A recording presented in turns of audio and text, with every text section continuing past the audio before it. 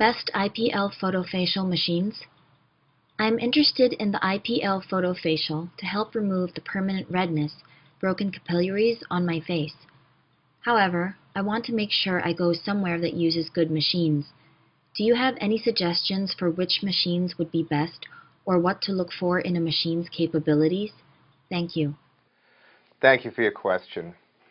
You've submitted a question without a photo, and essentially you're asking in your question that you're concerned about vessels on the face and that you want to find a place that has good machines, and you are considering IPL, and you want to make sure the place has good machines.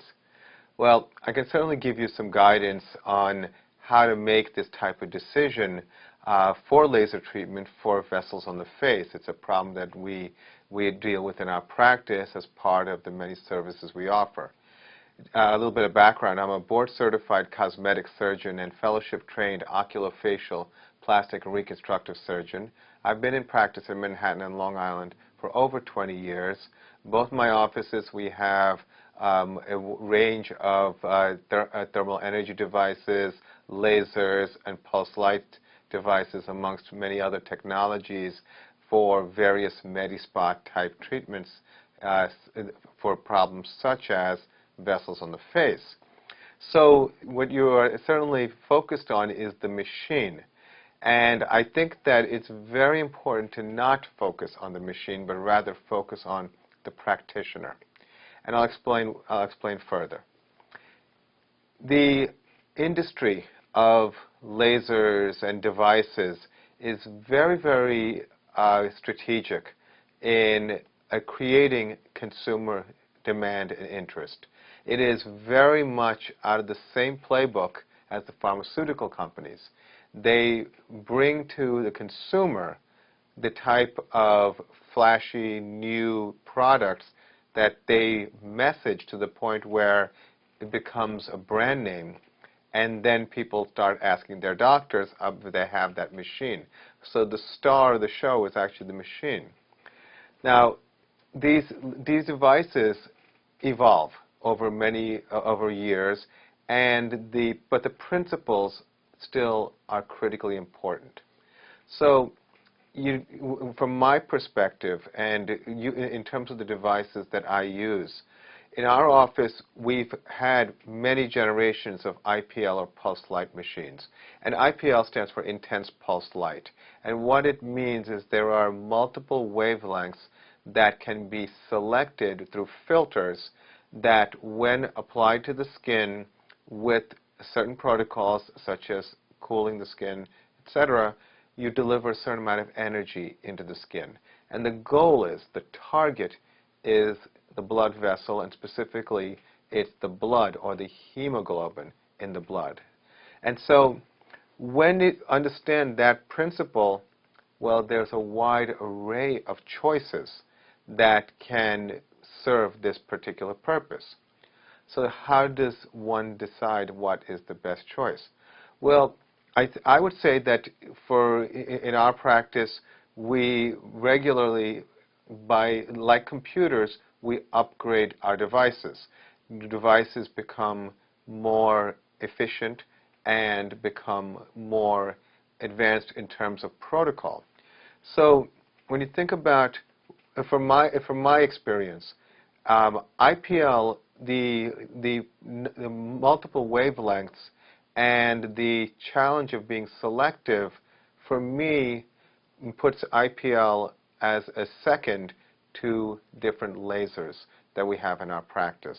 And there are lasers that are such as the 1064 YAG laser that is it's a wavelength, but it has, between several devices, we can use it in so many ways.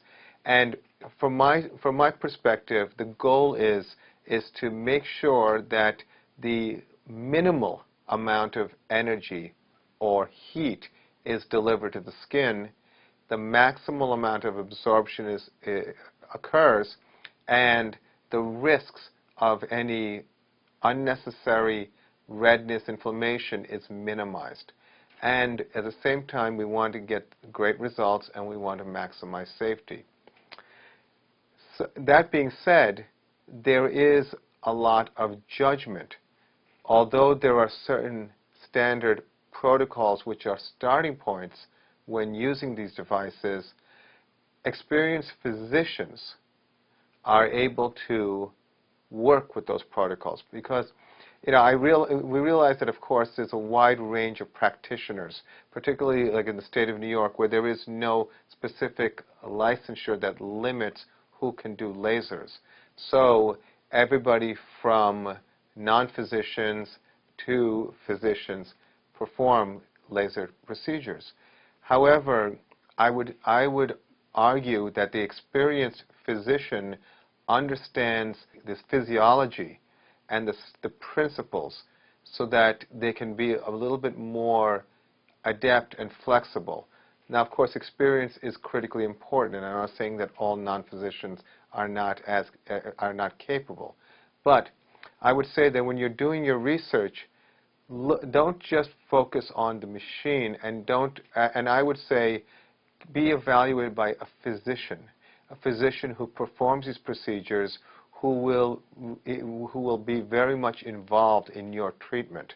I think that's really, really important.